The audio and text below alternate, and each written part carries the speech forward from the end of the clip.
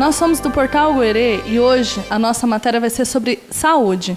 Quem conversa conosco é o Dr. Eduardo Ottani e ele vai nos contar um pouco mais sobre as enfermidades sazonais do verão. Boa tarde, doutor. Explica para nós então quais são as doenças mais comuns do verão.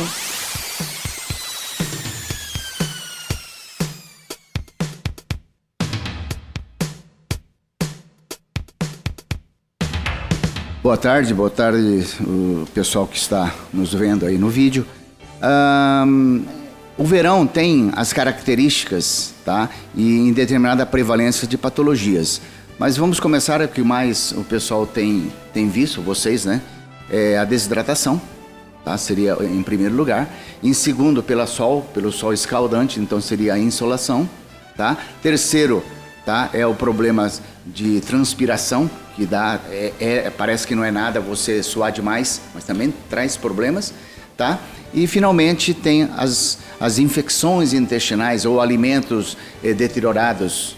E ultimamente está tendo, de 12 anos para cá mais ou menos, o rotavírus, que você adquire na praia e tem vindo para cá, trazendo lá da praia esse rotavírus para o interior do Paraná. Doutor, então eu queria que o senhor pudesse explanar assim para nós rapidamente um pouco sobre a desidratação, o que ela vem a ser e quais os problemas que ela pode causar daí na pessoa que sofre desse mal. Bom, a desidratação, tá? Como todo mundo sabe, a desidratação é a perda de líquidos, independente de como se perde esse líquido, tá? Através do corpo, tá? E a pessoa não consegue repor adequadamente esse líquido e acaba causando essa desidratação. A desidratação normalmente é uma sintomatologia, não é uma doença em si, tá? A desidratação é um sintoma, tá? De uma doença previamente existida. Mas a desidratação, para você, por exemplo, qual é o melhor, tá? Maneira de você evitar? Realmente é a prevenção, né? A desidratação, por exemplo, vamos citar um exemplo, que a pessoa no verão, não importa a causa, começa a vomitar, tá? Aí, o vômito é mais frequente no verão? Claro que é mais no verão por causa dos alimentos que se deterioram, mas começa a vomitar. Como é que você vai fazer nesse paciente? Primeiro, toma um remédio para parar de vomitar, se for só o vômito, tá? E depois você teria que hidratar esse paciente, tá? Esse tal de hidratar que tem que se tomar cuidado. Às vezes pessoas se hidratam com líquidos extremamente doces. Não é bom. Como os refrigerantes. Não é bom, tá? O ideal é hidratar com isotônicos. Isotônicos significa líquidos que imitam muito os eletrólitos do nosso corpo, do nosso sangue. Então, o Gatorade, né, seria bom. Pedialite são líquidos que já são próprios para hidratar o paciente, tá? E água de coco também seria um bom hidratante no caso da desidratação. Doutor, e na questão da insolação? Muito se fala sobre insolação, mas muita gente não sabe exatamente o que ela é e quais as consequências que ela pode ter. O senhor pode explicar para nós? A insolação, na verdade, tá? Tem duas maneiras, mas o mais comum é a pessoa na beira da piscina, ou na beira do rio, ou numa represa, tá? De vestimentas de banho, tomar o sol excessivamente e com isso causar queimadura de primeiro e segundo grau, tá? Sobre a pele. Então seria a queimadura do sol, seria uma delas. E a segunda é se expor ao calor excessivamente. Então o corpo se não consegue controlar a temperatura abaixo de 37 graus e essa temperatura vai sempre entre 37 e 39 graus no sol quente, tá? Isso acaba desregulando o nosso organismo, tá? Aí essa pessoa que nem percebeu isso, tomou aquele sol o dia inteiro, chega em casa, tem dor de cabeça, tem vômito, tem febre, dores musculares, tá? E ardência da pele por causa da queimadura. Então esse conjunto de coisas nós chamamos de insolação.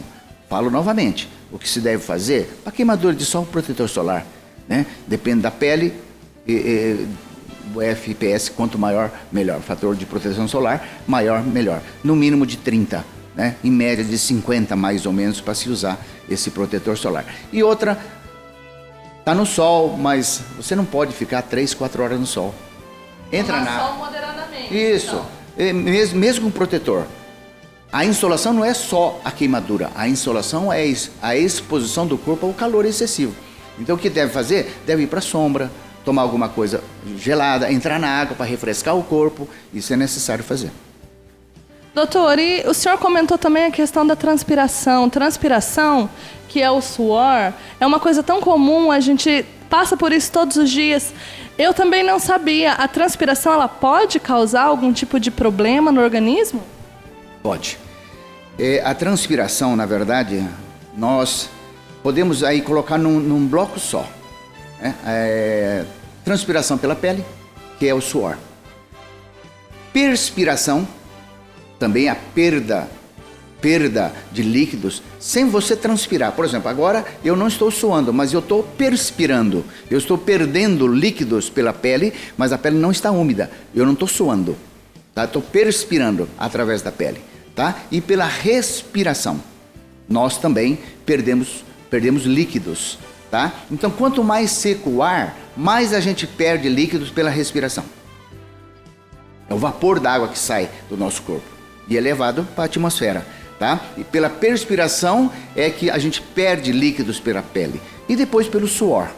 Tá? Por isso que a transpiração, englobando essas três coisas num só, você acaba perdendo líquidos, meio litro, 1 litro por dia, no verão.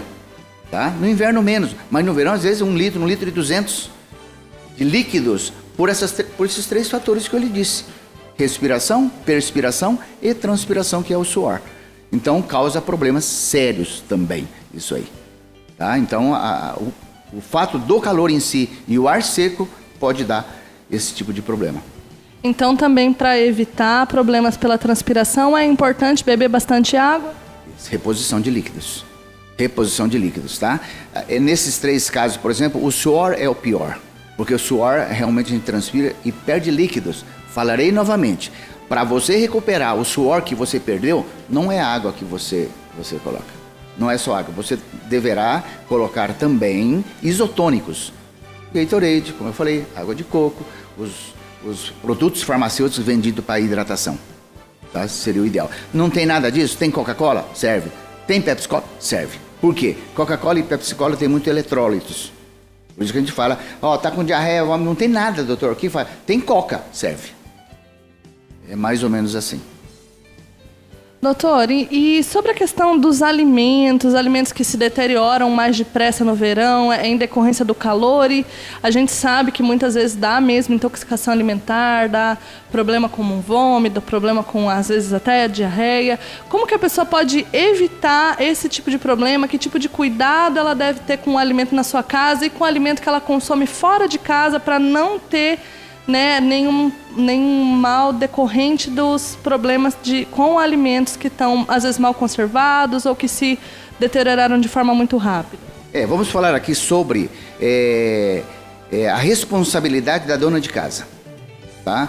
Do seu pai, da sua mãe, da sua irmã, da sua empregada, né? Do seu marido, que às vezes faz comida para você. Sem contarmos o alimento que está chegando na gôndola, na prateleira do supermercado. Ali não é problema nosso. Não é? Eu acredito que a vigilância sanitária está atento a esse tipo de coisa. Né? Então vamos dizer que o alimento que você comprou no supermercado está de boa qualidade. Vamos partir desse princípio. Então aí você tem que fazer o quê? Colocar na geladeira, sempre na geladeira. A geladeira não é deixar ela ligada, não. A geladeira tem uma temperatura que conserva os alimentos, que é de 4 a 8 graus centígrados. Essa é a temperatura que você tem que regular a sua geladeira. Então a geladeira teria que vir mais ou menos nessa temperatura de 4 a 8 graus centígrados. Tá? Essa é a temperatura que deve conservar os alimentos na geladeira. Então o que você faz? Liga a geladeira, fecha a porta? Só isso? Não. Todos nós deveríamos ter um termômetro que sai para fora da geladeira, marcando quanto está essa temperatura dentro da geladeira, se está realmente conservando. Uma vez feito o alimento, a geladeira está ótima, está conservando lá 7 graus centígrados. Perfeito. Fez a comida, tá? Esquentou ou comeu, imediatamente dentro da geladeira tem que se colocar. Tá? Por quê? Porque a geladeira conserva os alimentos nessa temperatura. Se você deixar lá 3, 4 horas, o alimento começar a esquentar, a bactéria já vai começar a agir. Dentro da geladeira não, a bactéria se desenvolve muito lentamente. Lógico, você não pode deixar na geladeira durante 10 dias. Né? Com 8 graus vai deteriorar também. Isso serviria aí a geladeira por uns 2, 3, 4, 5 dias. Não mais que isso também, já começa a deteriorar nessa temperatura. Tá? Então o ideal seria você fazer compra do supermercado para colocar na geladeira semanalmente. Doutor, e existe assim algumas, eu não sei se são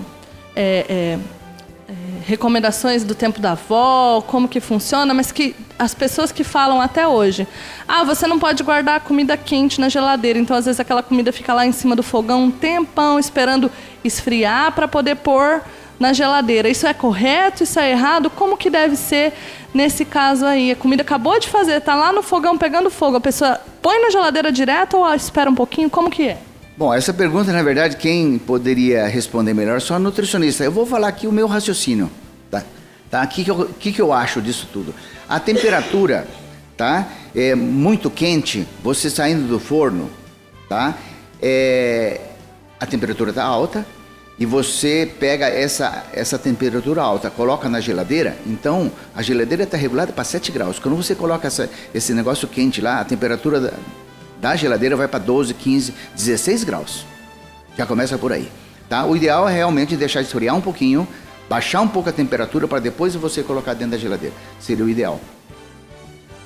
Ô, doutor, e para finalizar, a gente sabe que nesse período de verão também tem muitas viagens à praia, pessoas que estão procurando ficar perto da água e aumenta a incidência de rotavírus. Eu queria que o senhor contasse para nós um pouco sobre o rotavírus, né, o que ele causa no organismo da pessoa que é acometida, então, daí por esse vírus, e como que se pode evitar, né, o contágio pelo rotavírus, se é que é possível. Tá. Esse rotavírus, na verdade, sempre existiu, tá, em qualquer parte do planeta, mas eu posso lhe afirmar especificamente que dos 12 anos para cá, tá na região, principalmente a região sul do Brasil, pegando as praias do sul do Paraná, Santa Catarina, Rio Grande do Sul, muito rotavírus. Rotavírus, lógico, é um vírus que acomete todo mundo e é transmitido pelas fezes de quem tem. Por exemplo, se eu estou com rotavírus, eu transmito o rotavírus pelas minhas fezes. Então é questão de saneamento básico. Se uma criança está com rotavírus, está com diarreia, ele vai na praia, e ele não consegue segurar, ele evacua na água do mar, na praia, na areia, na água.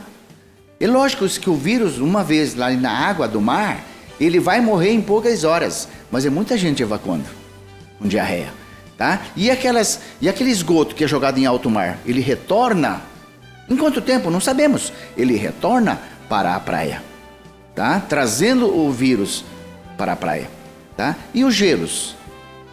E os sucos, que são águas, que sabe lá de onde está vindo, tá?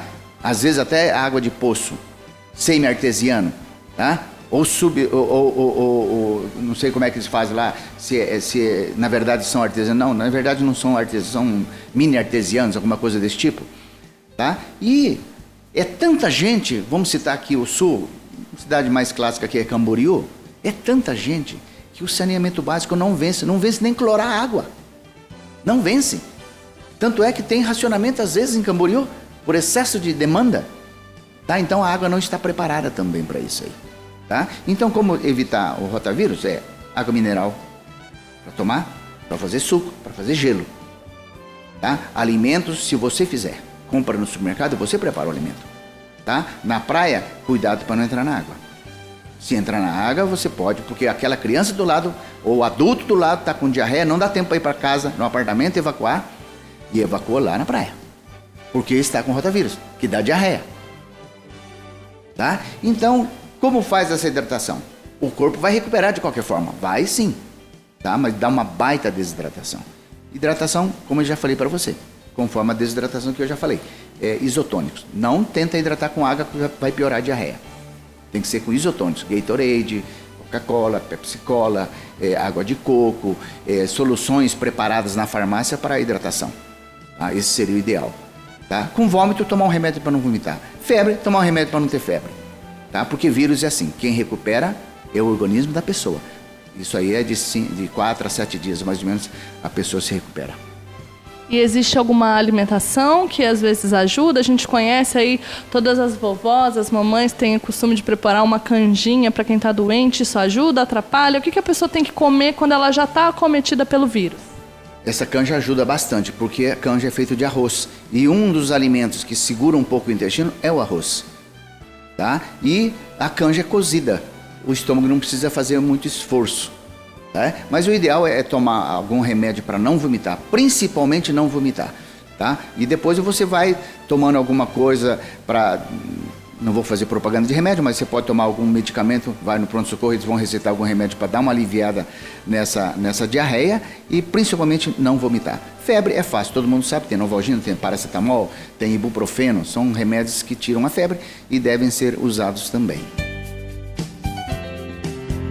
Então é isso, pessoal. A gente já aprendeu um pouco mais sobre as doenças sazonais do verão e a gente se vê daí na nossa próxima matéria.